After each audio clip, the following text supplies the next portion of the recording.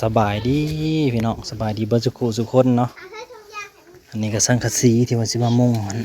หลังคาห้องน่ะอันนั้นแหละหลังคาน่ะ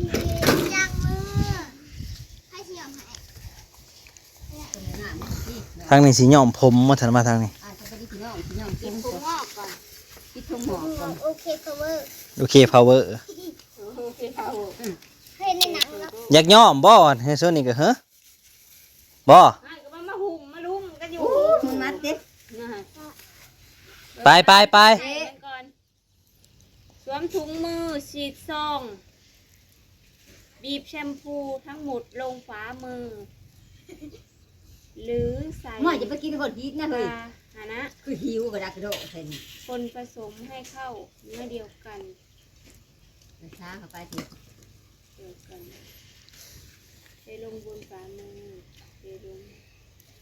นิดน้ำผมนั่งนักชาดูเนี่ยผมย่างผมไม่เข่าแล้วจะห้าดกไปละโอ้ยกระดกเลยเฮ้ยติดรองเท้าผมหงอกแล้วรู้ไหมเราสั้นนี้ยังหงอกหน่อยได้แต่ข้างผูกไว้ท่านในย่างเลยหงอกเลยจีก็ท่านนั้นมันยังงอแล้วเจ้าย้อมผมสีทองเฮ้ยมันกระโบอันนั้นเลยมันกระโบดำคือเก่ามันเคยย้อมได้เถื่อมันเคยได้ย้อมผมเราบริไล่ได้ไหมเนี่ยผมน้อยมันไปเบิดแล้วเลือดกัดไปโดนเนี่ยสีดำ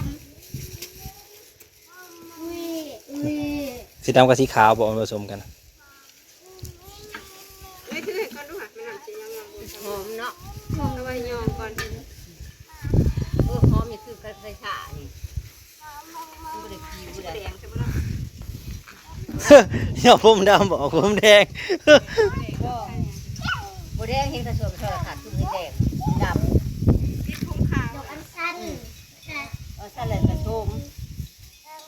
ผสมหักใหม่หน้าดีในหูเขาจะเป็นสีแดง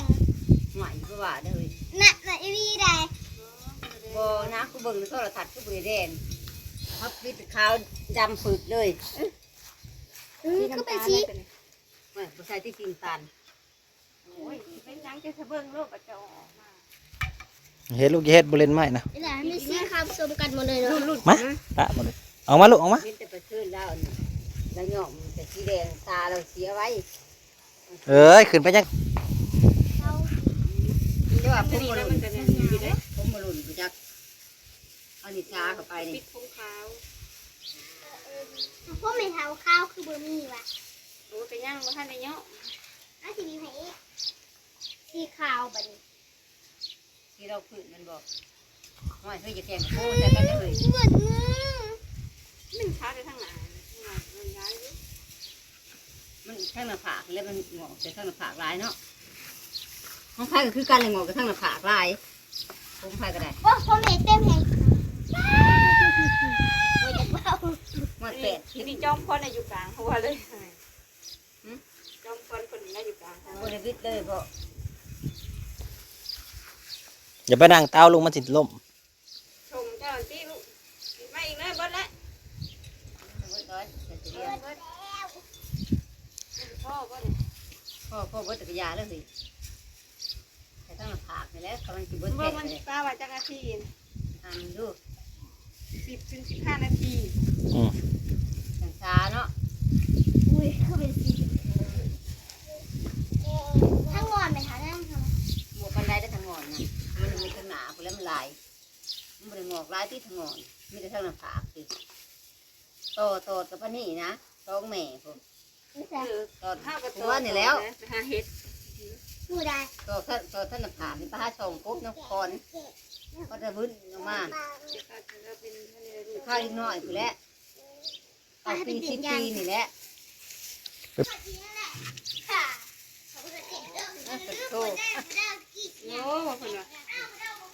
ตัวหาไผ่บอกอ๋องุกยุกจังไรบ่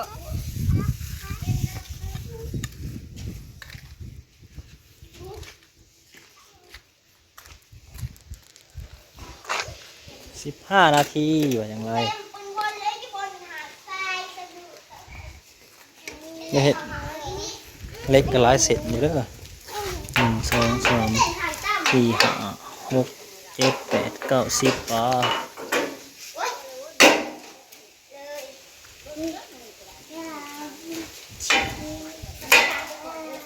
เล็กอันนี้ผมเป็นเส้นละพันครับบอนี่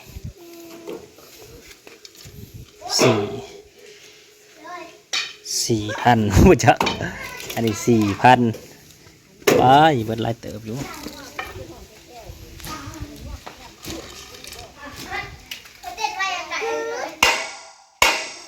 จะเฮ็ดลูกจะเฮ็ด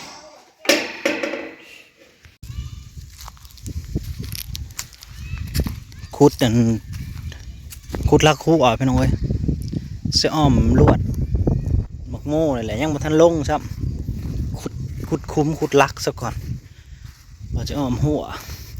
ใส่ลวดลายๆห้าวเอาลวดเดินไฟเอาพี่น้องเอ้ยสิเฮ็ดหัวมันก็คือว่าอะไรสิปลูกนะฮะมันบ่เป็นตาก็เลยสิมาปลูกอยู่นี่ลองเบิ่งพี่น้องสิได้เท่าไรแหละสิเป็นเท่าไรแหละได้หรือสิรูปก็รุ่นน้ำกันระยะอยู่55 วัน65 วันได้เก็บของโม่นะครับมันงามไปหน่อยมันบ่งามแล้วก็เจ๊งทุกอย่างต้องมีความเสี่ยงเวิร์ดอะไรพี่น้องเอ้ยเสี่ยงเบิดทุกอย่างแหละอยู่ที่ว่าเขาสิกล้าลงบ่เขากล้าแสดงว่าเขายอมรับความเสี่ยงมันได้อันบอกกล้าแสดงว่าบ่ยอมรับความเสี่ยงตอนนี้ก็ส่งพุ่นแน่แล้วก็ขุดคุ้มขุดอันเรือลักเดียวนึงดอกเรือลักเดียวก็หอบแล้ว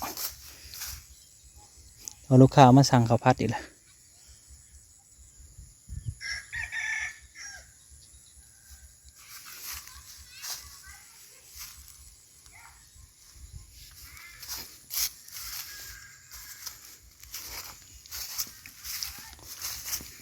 200 กว่าคุ้มมา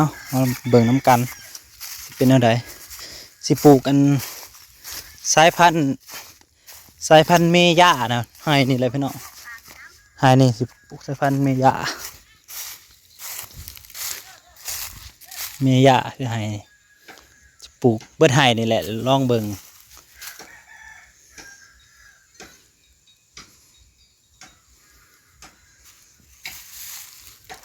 แล้วก็บิ๊กซัน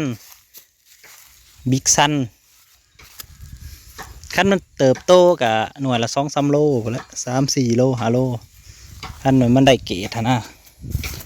แต่มันก็จะดูแลยากคือว่าอะไรมันต้องได้ผลยาขาแมลงตลอดเบิ่งว่ามันอันนั้นก็ต้องผลบ่ให้ข้างในมาไก่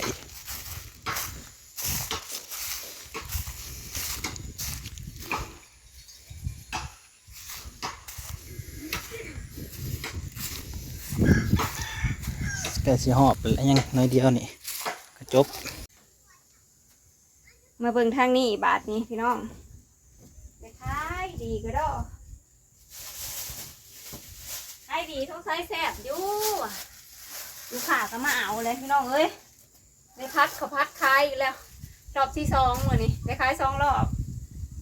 สบายดีรอบนึงพี่น้องยอมผมให้แม่ยาแล้วเขาเรียนลูกค้าเพิ่นมาสั่ง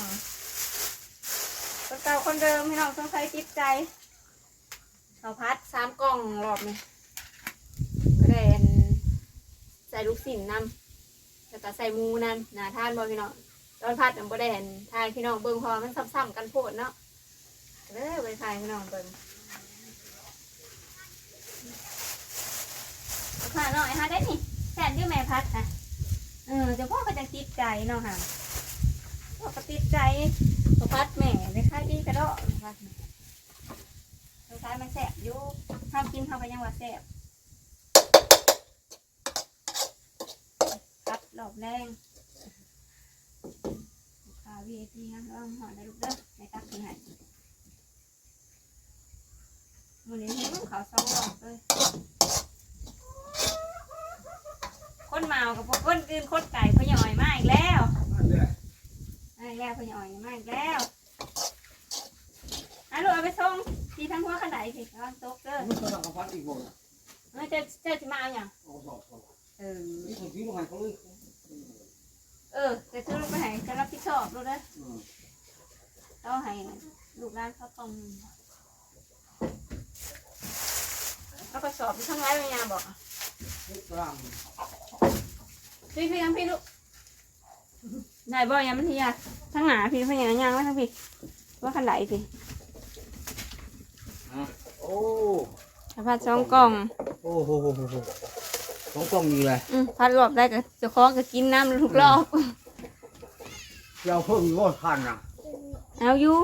เจ้าเลยก่อนก็เลย ยกมือ หาทิป แต่ที่คอยจะชอบ หา จะใช้เท่าไร เส้นหนึ่ง เดี๋ยวหกแล้วเรียกกระสอบทั้งนั้นนะ อะไร เดี๋ยวเก่าแล้วป้าไว้ทั้งนั้นใช้เบิ้งเขาเอามาส่งแล้วป้าไว้ทั้งนั้นแหละพัดสองกล่องไปแล้วจะได้ระมัดปากบีบเบิ้งหูจักกระดอกกระสอบเดี๋ยวนะ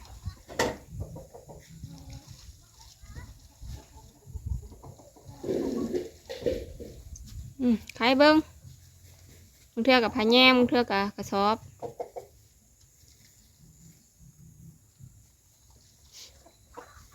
เงินแล้ว เบิ้งน้ำแง่เบิ้งพอหย่อยนะสีเหลืองบ่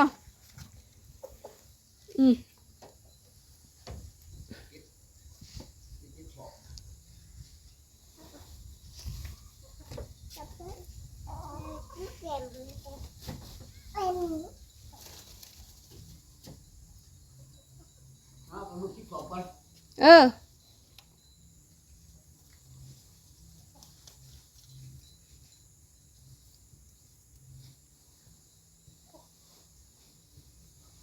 ไปก่อนเช้าอย่าพาไปกินเบิร์ดได้พี่หน่อย ฮะ อย่าพาไปกินเบิร์ดได้เงินน่ะ มือรถอยู่ เอาไว้กินตอนโจ๊กนั่นแหละเขาไปจัง ยกแรงอยู่แล้ววันนี้นะมือใครใครมาคนเรื่องอยู่ เขามันได้หน่อยหลายๆจะได้ก็ว่ากันว่าจะโจ๊กได้พอแล้ว